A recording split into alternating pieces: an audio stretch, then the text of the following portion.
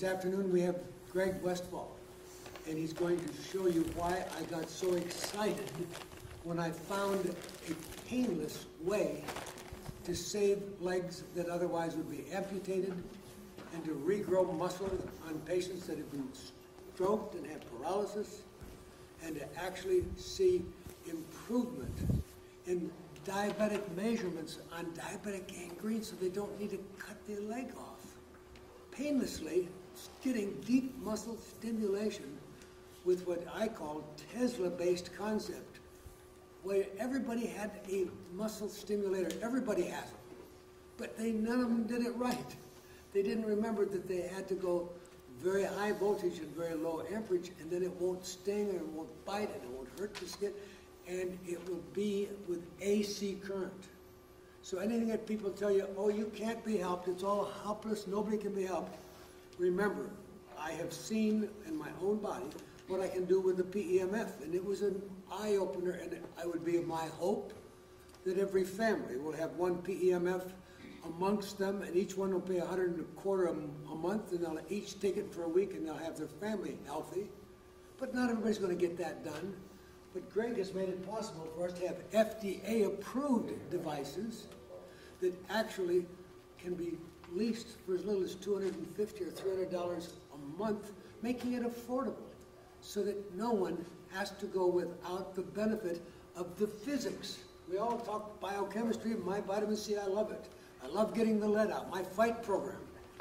But Greg Westfall is going to make sure that everybody can actually get the money to have the doctor, to get them the treatments, so they can get a machine for as little as 3 months. And this machine is sitting right here. And Greg Westfall, you're back on, and thank you for being here. Thank you, Dr. Gordon. Thank you for all you do for all of us and the fighting spirit that you have. Thank you. I understand that you were friends with Dr. Linus Pauling. That's correct. Is that correct? Did you know him closely? Well, Dr. Pauling is the one that started me in the career called orthomolecular medicine. He came up and said we needed a name, and he gave us the name orthomolecular, meaning the right molecule in the right time and the right place. Wow. Did you know him before or after he got the his Nobel? He was already famous. Already famous? Yeah, he was already famous. Double Nobel Prize winner. Double Nobel Prize winner, Nobel laureate. Well, this is a statement on the screen. I've placed a statement that he put up in 1974, and I'd like to just read that for you, okay?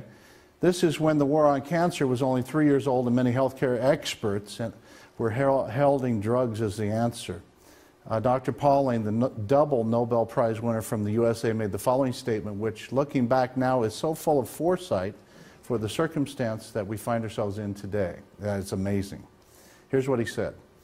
Everything in the treatment and prevention of chronic diseases which is not orthomolecular, as you just said, or from natural means or products, will fail. The mechanisms of our bodily systems are unwilling in the medium term to react cooperatively to toximolecular, man-made molecular structures of artificial substances, such as patented drugs.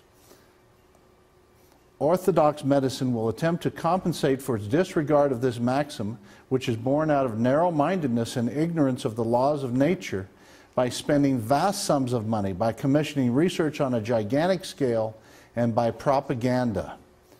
The attempt will fail. It will cause a tremendous explosion in healthcare costs, which will lead to serious social upheaval and economic and political crises. Boy, does that sound familiar? This is written in '74. Listen to this. Even industries which merge into vast conglomerates, GM, in order to be able to finance toximolecular, non-biological medicines, will fail. No amount of money in the world will ever make it possible to imitate the development of effective substances which have resulted from hundreds of millions of years of biofunctional adaptation. So I thank you, Gary, for your enthusiasm about orthomolecular substances. And I want to punctuate the fact that the instrument that we'll be demonstrating today, made by NeuroCare in Salem, Oregon, made in the United States.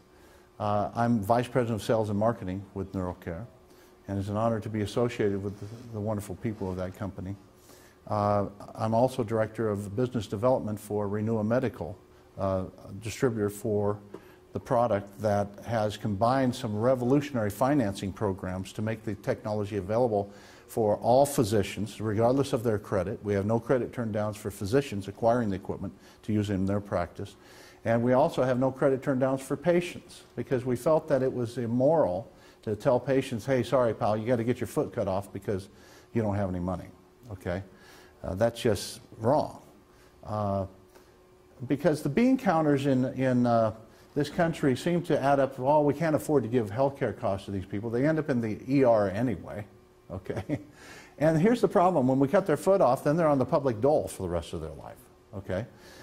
So wouldn't it be better if we saved their foot and got them back in, got their mojo back and got them back to work, and they were earning taxable income? I mean, we're talking about hundreds of billions of dollars of a sway here, a sea change, just from a mindset that values the value of all individuals and really looks at getting results.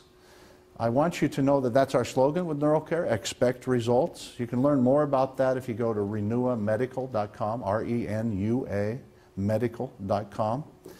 I've got a few things I'd like to share with you, and one of them is a study done in Mexico City with some pictures that I think will blow your mind. If you take a shot of the screen here, I just want to give an overview of these studies, and then I'm going to start treating a patient that we have here on the stage with us. He's agreed to let us give him a quick treatment, and I'll show you how we do that. Then I'll get back while we're treating him to some key points about the instrument. This study was done in Mexico with electrical stimulation and healing wounds on diabetic patients. I want to punctuate the fact that we don't heal wounds. We don't treat wounds. We don't treat pain. What we treat is these conditions that cause these conditions, the wounds and the pain, and make them go away, and the wounds go away, and the pain goes away. In this case, 100% of the patients in the study had, they were all scheduled for amputations, and 100% of these patients had their limbs saved from amputation. And these are some examples of just how horrific some of the wounds were. The mid-therapy pictures actually show almost total healing. And the final pictures, we actually had some bribery done to get the final pictures from the doctor in Mexico. I know it's hard to believe there's some corruption down there, but we couldn't get the final pictures, but it doesn't matter because the mid-stage treatment pictures on these horrific problems, they would never let them get this bad in the United States. They would have amputated these patients long ago, and you can see tremendous differences in the patients date by date. Some of these wounds are so horrific, and the improvement was complete. 100% of these patients were saved from amputation. This is that initial patient you saw up above, and this is mid-treatment, okay, on February.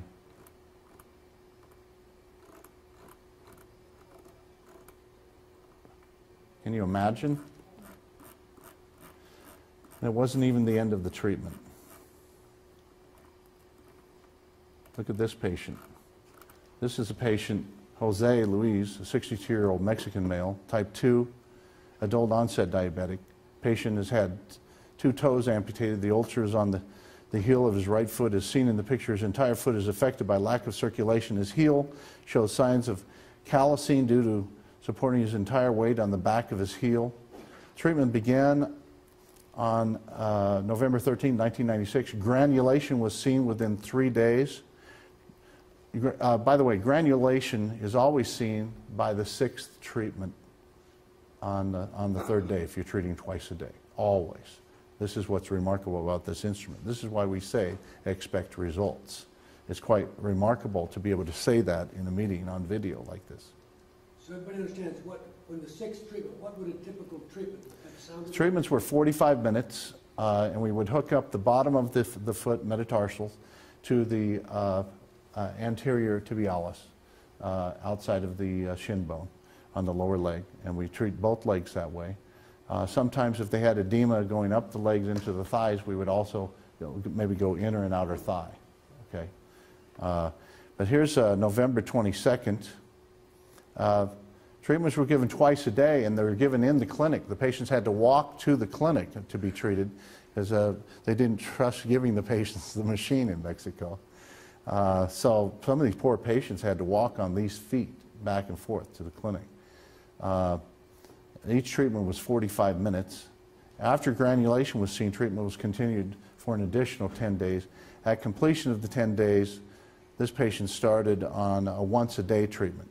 The goal is to bring the level of the wound to the level of the foot. Doctors are considering removing the callus from the heel now that the circulation is sufficiently improved. That was later done. But these are mid pictures here, and you can see the marked improvement.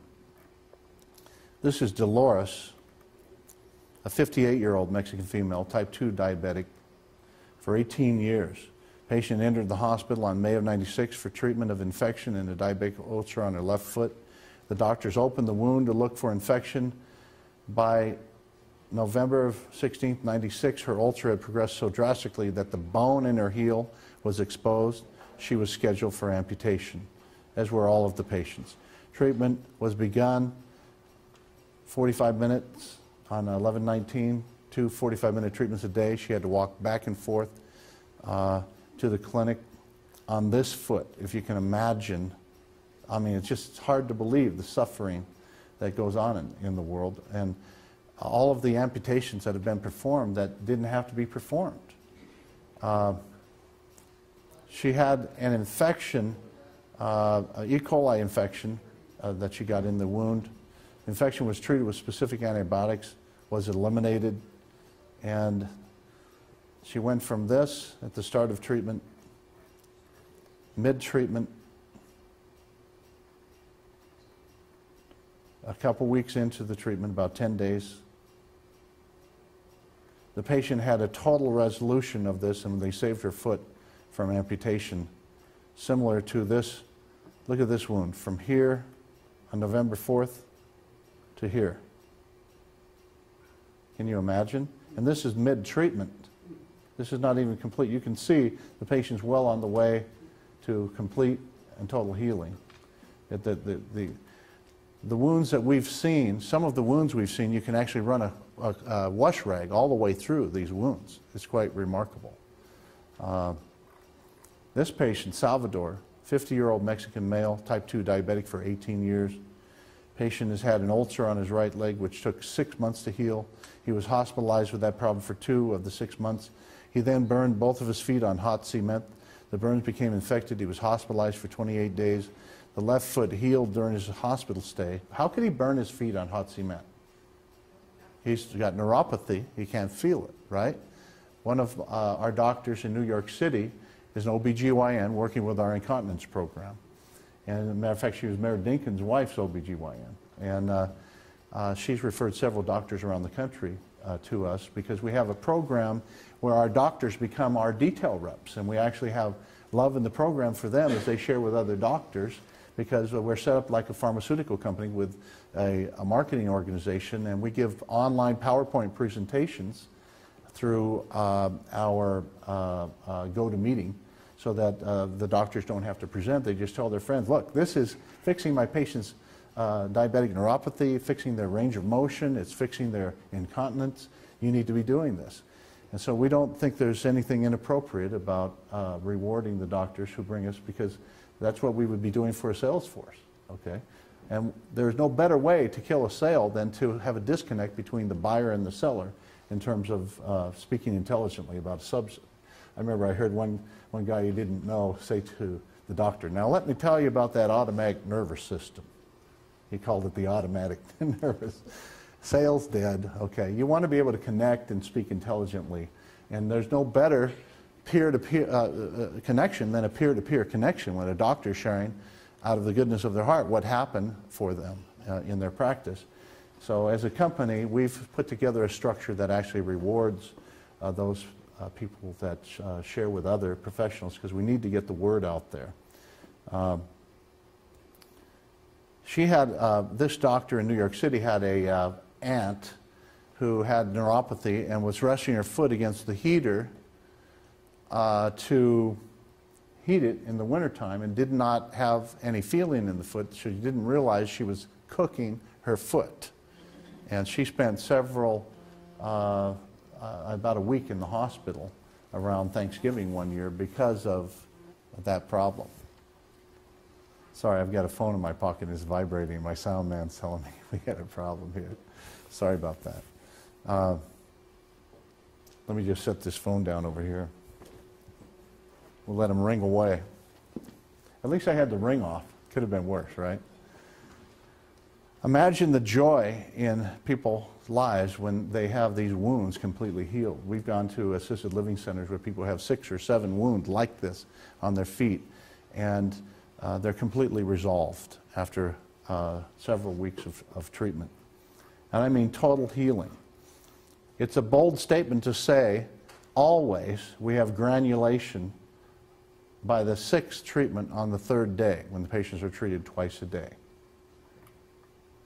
We say, our slogan is expect results, because we get results. What's the time frame between treatments? 2 treatments a day, every day. Right, so if you do it like just once in the morning? Every day, 5 days a week. Okay, 2 treatments a day. And this is why the fact that we're registered with the FDA to go home with patients.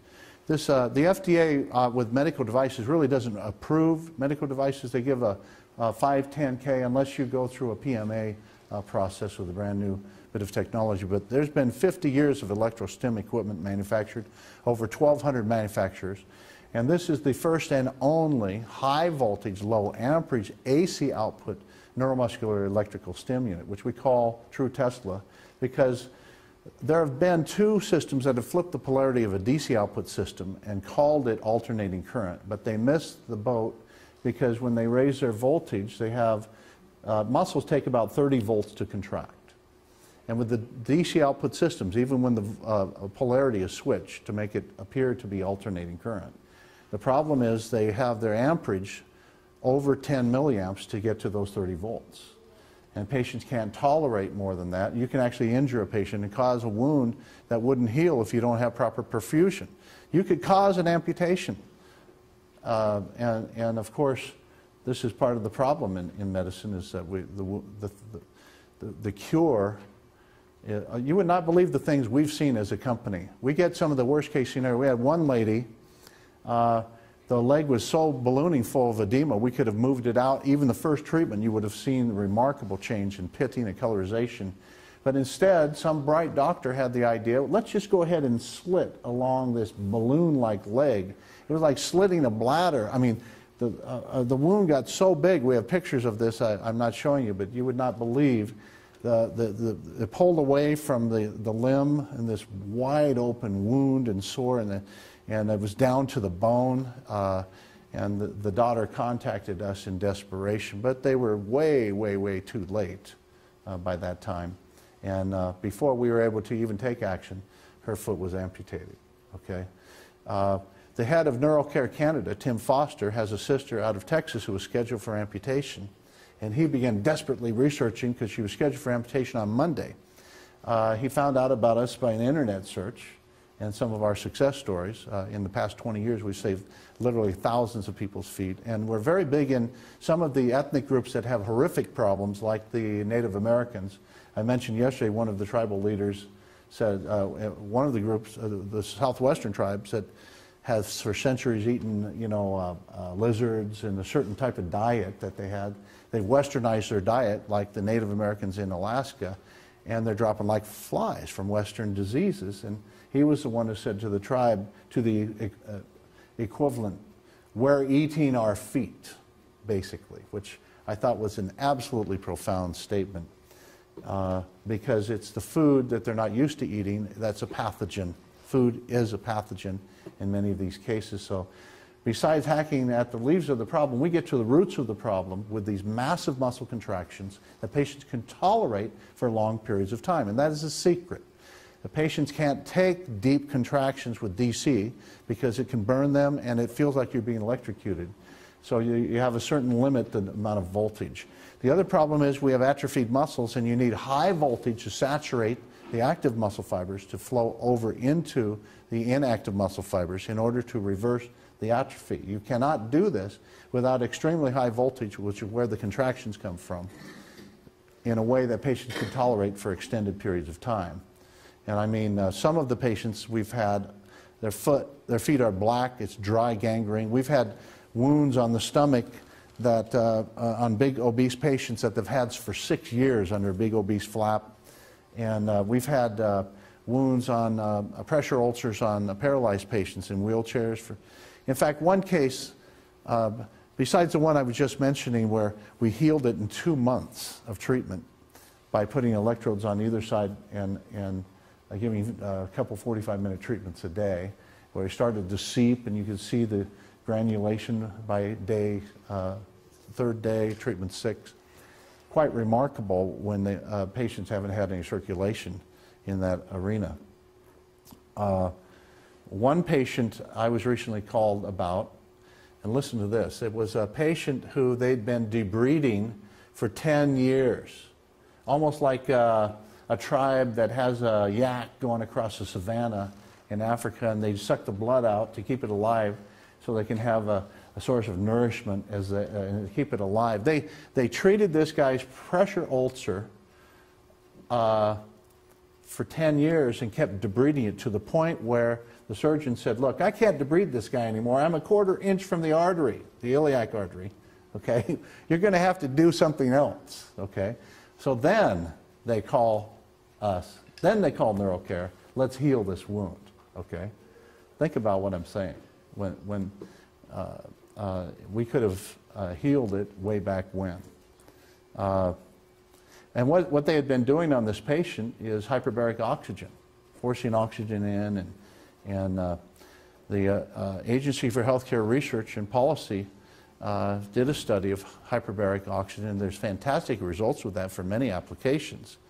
But when it comes to wound healing in the feet, this pressure actually is part of the problem, because we've found that the pressure, post-capillary pressure increase from edema, actually slows the velocity of the blood on the arterial side and makes it harder for the blood cells that are 7 microns to elongate at velocity down to 3 or 4 microns to fit through a tiny 5-micron capillary. And so the pressure, whether it's with the pressure socks or from hyperbaric oxygen, works as long as the patient is getting the treatment. Jerry Imitachi, Native American, had 1 foot amputated, wanted to save the other foot, had 126 hyperbaric oxygen treatments, and as long as he's getting treatments, he's having oxygen forced in, but it actually increased the postcapillary pressure and was part of the problem as far as resolving the core root of his problem, because it increased postcapillary pressure. The day he stopped hyperbaric oxygen treatments, he was scheduled back for amputation again. He was scheduled on Wednesday of the following week. We got him a machine on Thursday. He treated himself 4 times a day, Thursday, Friday, Saturday, Sunday. On Monday, they canceled his amputation. Tim Foster's sister got the machine in Texas on a Monday. Tim Foster went there. They hooked her up. Very first treatment, they saw such change in colorization and pitting, they canceled the amputation, saved her foot.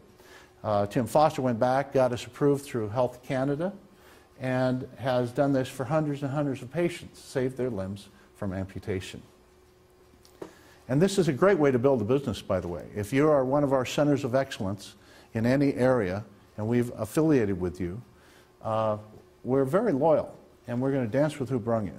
And one of the things that we have found is a very effective marketing is to get results that no one else can get results for. So if you set up a satellite marketing effort to go out to other family practices who refer these patients out to surgeons for amputation, they try to save them, but eventually they're scheduled. You can ask any family practice. With 24 million Americans with diabetes, 1 out of 4 don't know they have it.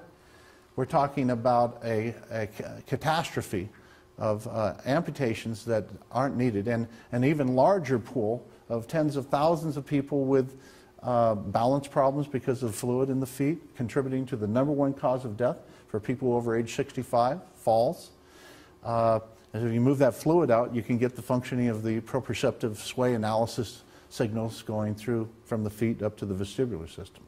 So it's about saving lives, really, is what it is, returning the body to normal functioning.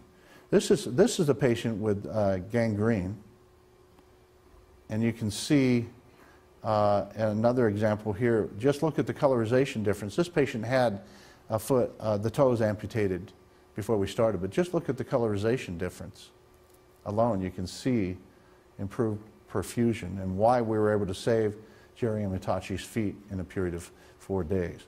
My own brother, who introduced me to neural care, and I'll always be thankful to him for that, had someone very close to him via his wife who was enraged at the medical community because he had a foot, 2 feet that had horrific. He trusted his doctors for years, went regularly, and yet they watched this slippery slope of his feet get worse and worse and worse, and no one ever did anything. And he was finally at the point where his feet felt like they're on fire all the time, and every step he took was just hideous, and he was enraged. He was even enraged at us when he was referred to us and heard we could help. Well, now he's not, okay? He got his doctor's prescription, got a machine, but it took him 2 months of 4 treatments a day to move out that honey-like sludge that was locked in his feet, because we had to do massive muscle contractions. We've hooked up people where there's so much fluid in their feet that the initial, you have to turn all the way up to 440 volts, the highest voltage ever, at the lowest amperage ratio ever in an electrostim system. And this is one of our frustrations, is the industry doesn't understand the difference between electrostim systems to heal wounds like this. Why are we able to take a wound like this and to heal it and resolve the problem and create this kind of granulation you see here by day 3, treatment 6? To stimulate that kind of healing requires blood supply. It requires moving out the edema. It requires circulation. Remember the study we talked about, that the Discover magazine article discussing the study said, ay caramba, 15 million volts per meter in the human body.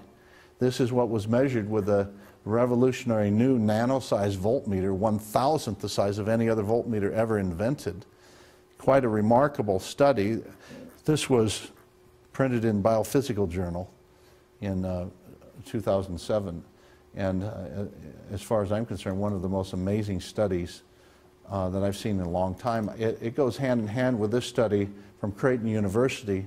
Mark Rendell had it, it was published in the Clinical Physiology, in which they documented the effects of full resistance exercise, systemic and localized effects caused by neural care for people that cannot tolerate such exercise. I encourage you to get this article and read this and see how they did the study and how they conducted it. It's really quite a remarkable study to show that you can give full resistance exercise to patients who can't tolerate full resistance exercise, maybe because they have cardiac problems. They can't walk out to the mailbox and back without being exhausted, or maybe they have so much pain they can't walk, or they've got the bone-on-bone issue. I heard someone discussing bone-on-bone earlier, and that we have some doctors looking at the ability to accelerate the amount of stem cells in the blood by muscle contractions. They know that full resistance exercise can increase the quantity of stem cells in the blood, and this can be measured with spectrometer. And so what we're going to do is we're commissioning a study to document the same results with neural care, because we believe that every other study has found that neural care has the equivalent of full resistance exercise effects on the human body. Now, before I get into the American Physical Therapy Association's position on the applicability of neuromuscular electrical stimulation technology, I want to introduce you to this patient on the stage here. And his name is Dr. Marvin Ritchie. Marvin, you're from Canada, aren't you? Yeah. And he's visiting down here, came all the way down to enjoy some sunshine with us. And doctor, Gordon's invited him in for his conference. We have 3 electrodes placed on his legs. One of them is placed on the anterior tibialis. And so I'm going to attach a black electrode, the black side of our lead. It has a red and black lead. And I've attached a bifurcation on the red lead here. So these 2 electrodes will talk to each other, and on the red lead I'm going to have 2 electrodes attached, one to his inner thigh and one to his outer thigh. This patient has reported some extreme wasting in his muscles, and one of the things that we're famous for is being able to increase the girth of muscles with massive muscle contractions. We've taken the limbs of stroke patients and increased the girth of their thighs by 10 inches over an 8-week course of therapy. Now, I'm not aware of any other technology that can do that. Are you, Dr. Gordon? Have you ever heard of anything like that? We're actually able to saturate the active muscle fibers with massive muscle contractions to the point where the body will recruit, the electricity will overflow into the atrophied muscle fibers in a way you cannot do with a DC output system, because it takes massive voltage the patient can tolerate. And DC output systems have too high amperage. Okay? And this is why Tesla invented AC, to overcome the resistance of distance by moving electrons back and forth instead of all in one direction. So I've got my machine plugged in, and I turned it on here, and I've hooked him up to lead 1, channel 1. So I'm just going to turn this on to the point where he can feel a little tingling. Can you feel any tingling? Yeah. You feel it down below? Feel anything up above? A little bit here and down. Okay. So you've noticed some extreme wasting of your muscles from what you used to be. That's why I'm come to see you. Yeah. And it's because you haven't been able to use it because, have you had pain that has limited you from exercise, or just... No. So we're going to turn this up till we get muscle contractions. You're going to feel some, the muscles involuntarily contracting as I turn up the power here. And I can see some visible contractions down below here. Now I'm starting to get contractions up above, okay? Now we get some serious contractions, inner and outer thigh, okay? And all I'm doing is I'm giving you full resistance exercise. Now I could hook up the front of your quad up here and make your leg straighten with each contraction. And then I could also hook up the back of your leg here so we could exercise both muscle groups if you were, say, a stroke patient and the muscles had wasted so much, okay?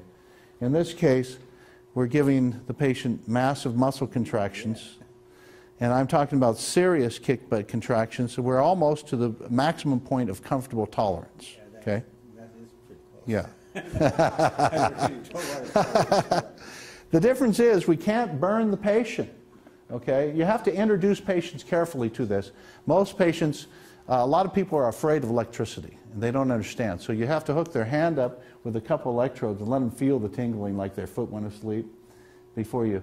And then sometimes we'll hook up the forearm and make their fingers curl. We find a lot of industrial athletes, is what I call them, have had a job where they're gripping like people who have tennis elbow. All their flexors are getting all this exercise. They've got no exercise for their extensors.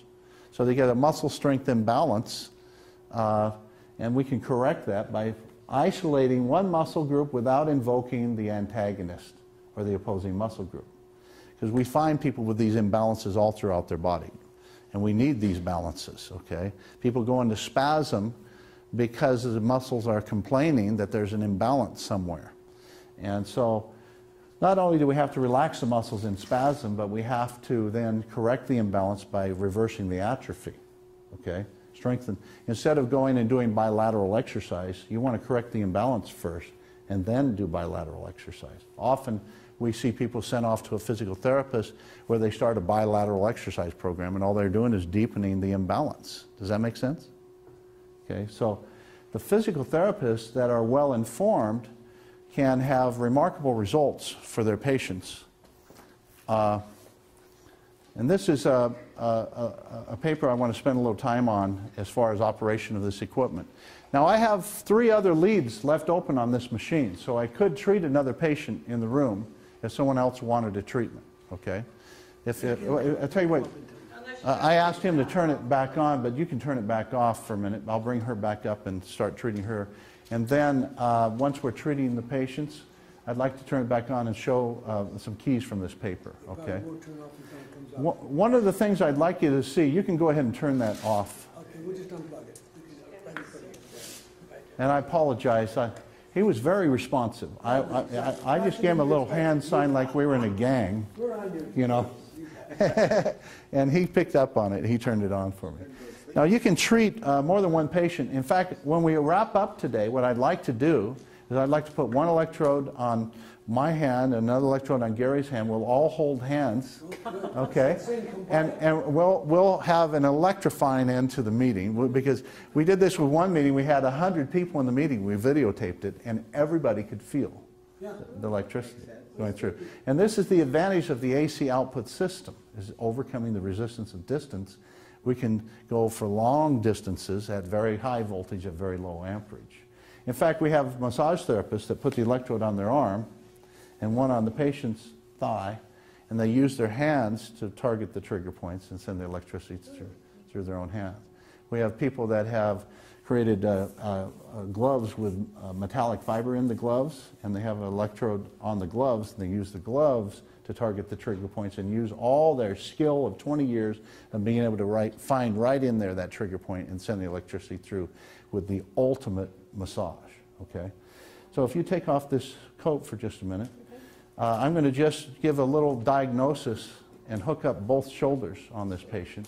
Often when the patients present, if you could stand up for a minute, we'll have the patient, I'm going to put your coat on your chair right here, okay?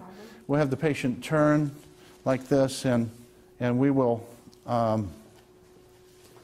palpate and look for, now, I found just by touching, I noticed that one shoulder was a little higher than the other.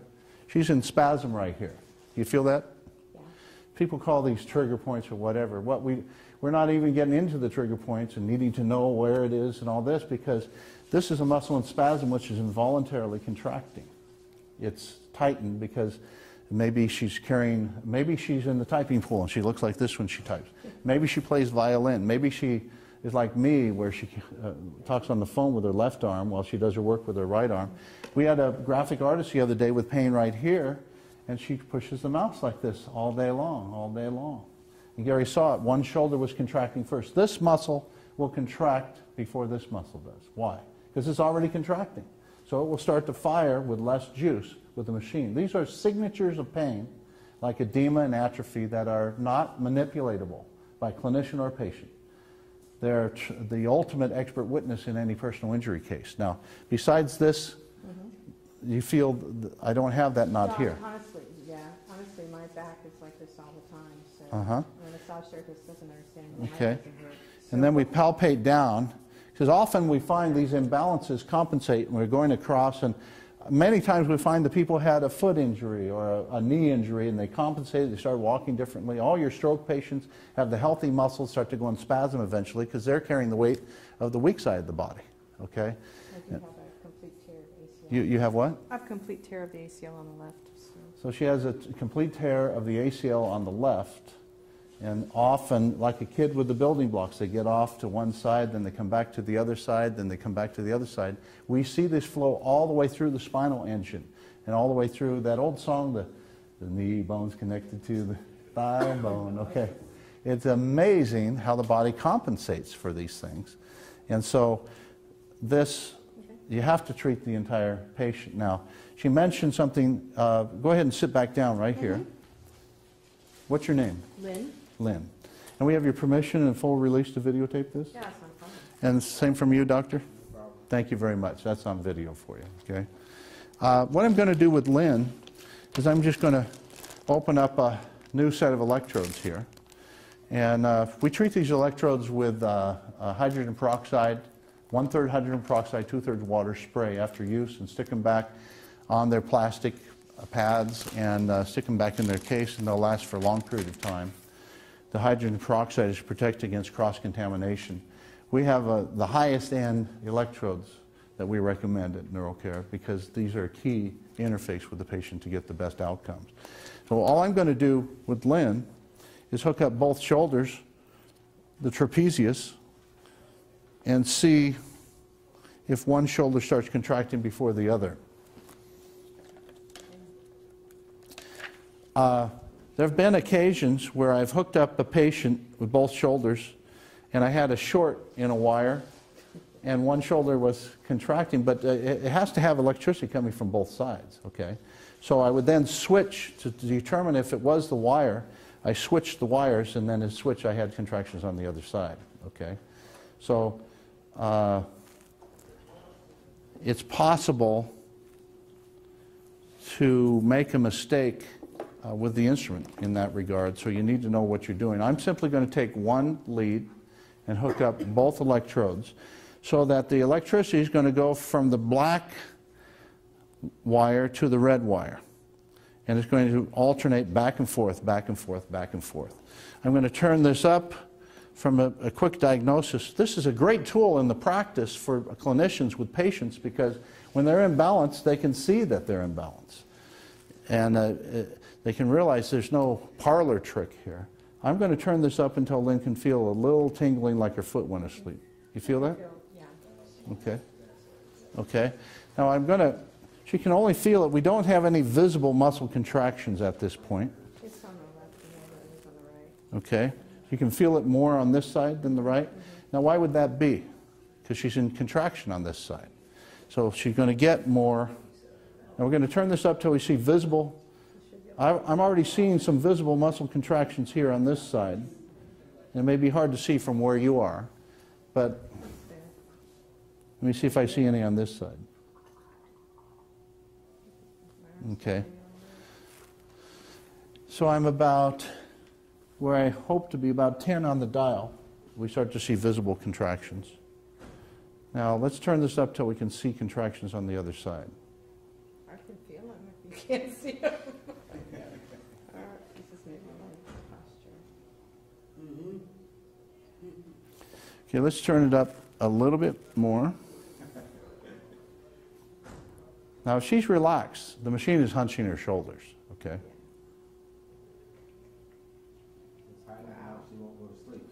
Now, this is serious muscle exercise. If I ask her to resist against these contractions, try to hold your shoulders down, okay? If she does this for 5 minutes, her face will turn red and she'll be sweating, okay? Because this is a serious workout. Can you feel? It's hard, yeah. Can you feel that? Oh, yeah, definitely. I was trying to resist it. Okay. Now this is interesting because we don't have much of an imbalance here. Both shoulders were contracting pretty well, but one side's in spasm and the other side isn't. And so that was interesting that she didn't have one side contracting more than the other. That happened to me the first time I was hooked up, and I couldn't figure out, what do? I just talk on the phone for 30 years like this. Then I had my wife put her hand in my thoracic region by the scapula, and it's all knotted up when I do this. I had created an ergonomic imbalance simply doing this. Can you believe that? And writing with this hand for 30 years on the phone. So it's amazing. Even the dentists and the chiropractors. The way I would treat this patient, I just turned it off if you would stand up. I'm going to remove these, but first I'm going to show them how I would treat you. Okay, we might go in the cervical region here and come down to here. So go from the trap to the neck, okay, the back of the neck. We stay away from the carotid because we don't want to be right over the carotid, contracting the carotid. You could stroke someone out, okay? We also have a treatment on the trap that goes from here down to between the scap and the spine in this particular region, okay? And do you feel like you had a workout last night? It was a serious kick butt workout. I had a workout. I mean, I wasn't breathing hard, but the muscles felt like they had a workout. And in my thighs and going down the steps, I noticed that they felt like a workout too, even though they're in good shape. Now you had tightened hamstrings. So what we did was we treated the quads, the front of your thighs. Go ahead and sit back down. And what I'd like to do now is show you a little diagnosis. She says one of her legs had a blown out ACL, okay? So So what we're going to do is we're going to do a quick diagnosis by simply hooking up an electrode below the knee and above the knee. Okay? And I'm going to keep a sharp eye on this as I turn this up to the point where I can get visible muscle contractions. Slowly turning it up. I'm at 10 on the dial. Can you feel it? I can feel it on I can feel it. You can feel it, okay, but we don't have any visible muscle contractions yet. You should be seeing Now we have some visible movement on the lower leg, visible muscle contractions, and I'm up to about 30 on the dial, 35. Not getting much on the top anyway. We're not getting much on the top. I'm going to keep going up a little bit more. Now I'm getting some contractions on the top. Okay, but I still don't. Okay, we got visible contractions on the top at 50 on the dial. Wow. Okay? And they're finally contracting there at 50 on the dial. Okay? So I'm going to turn that off. Now, do you care if you have the black at the top or the red at the bottom, or what do you care? What I'm doing is I'm going through the knee here to try to see if the presence of edema or atrophied muscles, they'll take more juice to contract. Okay? So is it the red, or do you want to know? It doesn't matter which Doesn't one matter? red's on top. It doesn't matter. Okay. You remember, I have a video I'll show you in just a few minutes with Dr. Margolis. He'd blown a knee out years ago, and it took 75 to get contractions on that bad knee and 40 to get contractions on his good knee, okay? Because he had atrophied muscles and took a lot more juice to get them to contract. Ray Baldwin, the other day, when we scanned him, same thing. Now I'm simply going to take these two electrodes and put them on the other leg.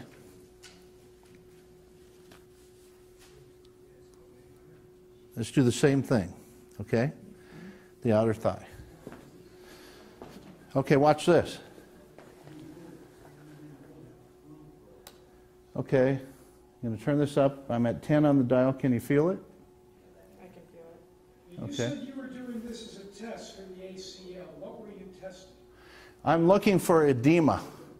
I'm looking for the presence, to quantify the presence of edema or atrophied muscles in the limb. Because on the blown out leg, it's going to take, if there's, still has some fluid, we did, one of our doctors on video, and I have this video I'll send to you, had a daughter who was a world-class gymnast. She'd had a knee blown out a year earlier, and everybody kept telling her, you should be fully recovered by now. She knew she wasn't, and we were able to quantify in a way you can't do with any other instrument the presence of edema and atrophied muscles. Simply by the We did a bilateral comparison. And what we did was we found, like I did with the video I'll show you in a few minutes with Dr. Margolis, we had to turn it up to 75 to get contractions on the side with the blown out knee. The other side only had to turn up to 40. Why? Why did it take less juice to get contractions on the side without fluid? What's the best conductor? Fluid. All the electricity on the blown out knee was going to the fluid first. Does that make sense? So when you have atrophied muscles and fluid buildup, it takes more juice to get visible contractions. Now let me turn this up. Okay, we're now at 20. Do we see any contractions yet? She's going through. And then let her check with me in case. You should see it. Oh, I can feel it. Yeah, I want to be sure. I'm getting on the top too. Anything can happen. I can feel it. How's it up to? Yes, There. there's some contractions there, and this is very interesting. This patient's identical, On both sides, you mean? both sides, 50 on the dial. So I wasn't able to identify any Maybe it's so old. Maybe it's so any old. difference. Or maybe I've torn She this may and I not. don't even know it. Well, she may not have any edema in that knee. Okay. That doesn't mean that she doesn't have an ACL problem. No, it doesn't. All this is looking for first is the presence of atrophied muscles and edema. And so I've just found that both knees are balanced in terms of a paired stimuli diagnosis. bilateral. I can do the same thing with different muscle groups, and we do this all over the body, and often we find that it could be an athlete who has his back to the basket and he does the same move 10,000 times, and he creates a ergonomic repetitive motion imbalance where he gets shortening of the Achilles tendon, for example, like a lady wearing stiletto heels, okay? Could I just be so out of shape that my muscles are atrophied on both sides? I'm in shape. I tell my wife I'm in shape. I tell her round is a shape, you know. So we're all in shapes, okay? The question is, are we in good shape or not, okay? Yeah.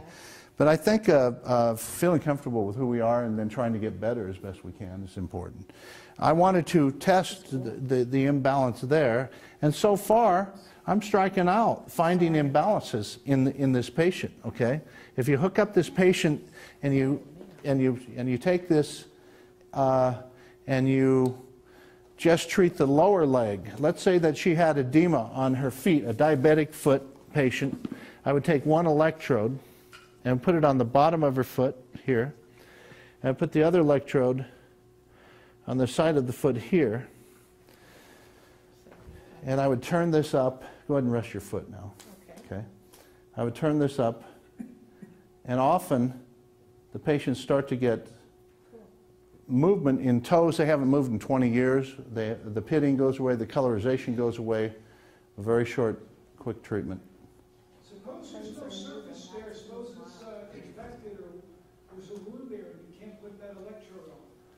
Well, often we're treating feet with wounds. This is one of the treatments. The wounds often don't heal because and as you saw in the Mexico study, the patients were given antibiotic treatment for wounds that had. Often these patients have C. diff infections inside because they've been given. How do you put the electrode on the wound itself? We go on either side of the wound. This is a very good question.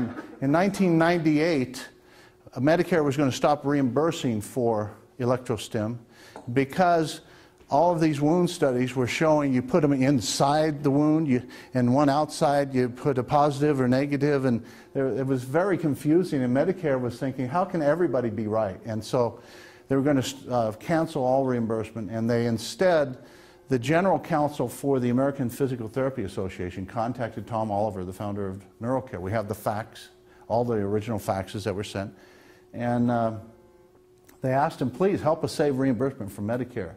What he did was he highlighted the one commonality in all the studies, and it was they all turned up to the point they got muscle contractions.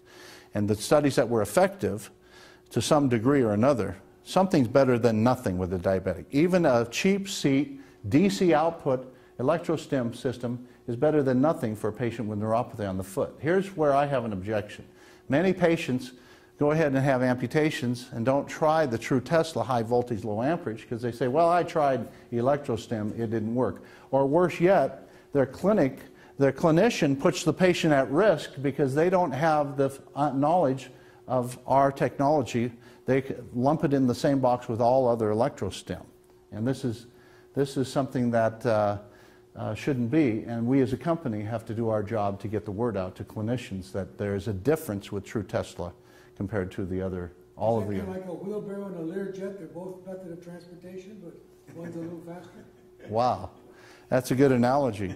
So I have a problem with people using a cheap seat, TENS unit, a little DC output, a couple $100 electrostim, and saying we can fix your neuropathy.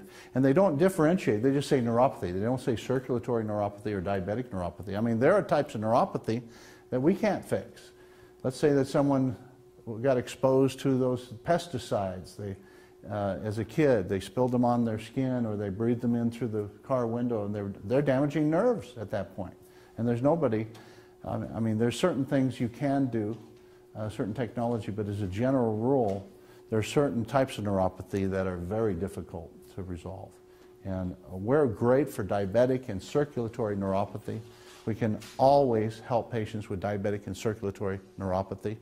Just like I can tell you, I can stand here and tell you with wounds from circulatory issues, we will always get granulation by treatment 6 on day 3. That's a pretty bold statement, okay? And we've based this on 1 million treatments monitored over 20 years, okay? So, and we're talking about patients who've had wounds that haven't had granulation or anything, any seeping for 6 years, 10 years, 11 years. Wounds that people think they just have to live with the rest of their life, okay? Is that treatment number 6 or treatment day 6? That's treatment number 6, day 3, okay? What about pacemakers? Pardon me? Pacemakers? People with pacemakers. He wants to know, can we use it with the pacemaker? Oh, that's a very good question. We've actually hooked up our electrodes because of the low amperage to pacemakers and tried to make them malfunction, and we haven't been able to do So it. Medtronics is. Yeah, we worked with Medtronic. It doesn't harm. Here's the bottom line. All other electrostim is a contraindication to treat anyone with the pacemaker or implanted defibrillator. I would like to now show you a video, briefly, of my own mother that I treated who has an implanted pacemaker. And, well, you know, I don't need to show you the video, Exactly. okay? The bottom line is she was treated on the shoulder, and the electricity went right from here to here, okay? It wasn't going anywhere near across here. But even if it did, we haven't been able to malfunction. What the government's concerned about as far as risk for patients with pacemakers is if the patient's being treated, electrode on the back of one here, and this electrode falls off, and she reaches to grab it with her hand. Now she's changing the circuit. It's now going from this hand to that electrode on my back. It's going right Could cross through there. See what I'm saying? And they're afraid. So that's a valid concern. They're afraid that that's going to fire that and malfunction that. And our position is that the lower amperage would make no difference. We can't fire it. Just like we can't burn a patient, okay? We're not going to injure a patient, and I have pictures of wounds of patients burned by DC output systems. Definite blisters, okay? I have so many patients that I can't do anything with because they have pacemakers. That's awesome. The other thing is you don't want to treat pregnant woman through the groin with our incontinence treatment. And that's what I'm going to demonstrate next, if you don't mind. I just want you to see the incontinence treatment. Now, I'm only going to do partial incontinence treatment because we hooked up the anterior tibialis outside the shin bone on the lower leg, on both legs, and it connects through the groin, through the deep pelvic floor muscles. And we teach them to resist. And it's going to be a total of how many electrodes? Just 2 electrodes for So that. it's going to be Our full treatment has 2 leads with 2 electrodes each lead. One lead is on the lower legs, outside of the lower legs, and they connect through the groin. How do they connect? Through the body, the electricity. Because it's the shortest circuit for the Yeah, we use the body like a wire. One leg to the Yeah, other. okay. So you're connecting one leg to the other, that's 2 leads. Do you have 2 more leads? That's actually 2 electrodes and 1 lead. That's 1 lead with 2 electrodes. Each lead has a red and a white, red and a black wire to it. And you don't care whether it's red or black? I don't care which So one the goes. incontinence, any patient should be able to do it for themselves once we train them. Yeah, and we have patients treat themselves in the privacy of their home multiple times a day, in addition to in-office management and guidance, because we need to track their progress in the office to make sure they're doing it right, okay? A patient could actually cause an imbalance if they treat themselves wrong with this instrument. You could strengthen one side. Let's say we're trying to correct a muscle strength imbalance, and we have patients here. I treated a patient earlier today. The whole right side of her back was hard as a rock, about 4 inches. She was in spasm, and her spine was crooked. She has scoliosis. The left side, some of you witnessed this, the left side was spongy and full of fluid, okay, very soft. And she has scoliosis, so I treated her back to relax the muscles in spasm. And she's going to need many treatments So this is twice a going to day. relax muscles that are in spasm. It absolutely is. We're FDA cleared and registered to be able to make the claim we can relax muscles in spasm, we can move out edema and increase local circulation. You have to move out the edema to increase the local circulation. Okay? Is it a different setting for the relaxation than for No. moving the edema? One of the things we've done with this instrument is we've taken out all the knob tweaking because we need a consistency. If you had all these different parameters you could adjust, which is, by the way, just a bunch of voodoo because we've tracked what works and what doesn't work, and it's a bunch of voodoo. This is why Medicare was going to stop reimbursing when people were saying it's our magic frequency and it's all these. There's only one thing that's been documented to provide efficacy for neuromuscular electrical stimulators, and that is muscle contractions. It is the muscle contractions that move out the edema. It is the muscle contractions that increase local circulation. It is the muscle contractions that relax muscles in spasm. It is, muscle contraction. the contractions, relaxes the spasm. yes, because we pump it. We relax the spasm, and we tighten it more, and then we relax You it. Okay. exaggerate the contraction. That's right. We tighten it more. And so we know that the electricity first goes to fluid. So we can use this as a tremendous diagnostic tool to identify malingerers. Again, the ultimate expert witness in any personal injury case is the patient's own autonomic nervous system. It won't lie to you. There's pain signatures that are always present when people really are injured. Explain one more sentence. Are you what that means. fatiguing, so you're reducing the edema, so you have less irritation, but aren't you fatiguing the muscle too, so it relaxes? Yes, well, we can reverse atrophy. We can retard disuse atrophy and actually reverse it with this. I'm not aware of any other technology that can reverse atrophy, okay? Increase the girth of muscles, including the deep pelvic floor muscles. What we want to do is, over a period of time, I could hook up her triceps here, just to educate her what I'm going to do with the deep pelvic floor muscles. Because women are taught to do Kegels, to strengthen and tighten those. And the Kegels get to the vaginal wall muscles and the anus. They don't do anything with the deep pelvic floor muscles, unless you have the deep pelvic floor muscles already rejuvenated.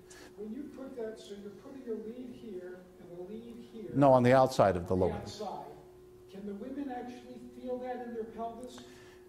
Over time, there's a whole training protocol that our application support team does to train them to feel that. We have 2 other electrodes that go on the inner thighs, halfway between. That's what I want to know. So there's 4 leads. Yes. And 4 leads, they cross the midline. These 2 cross, and these Yeah, there's actually 2 leads. Each one has 2 electrodes. So there's 4 electrodes. 4 electrodes. Yeah. And these 2 on the inner thighs connect to each other. Right. Okay? So And then these 2 down here connect through the groin.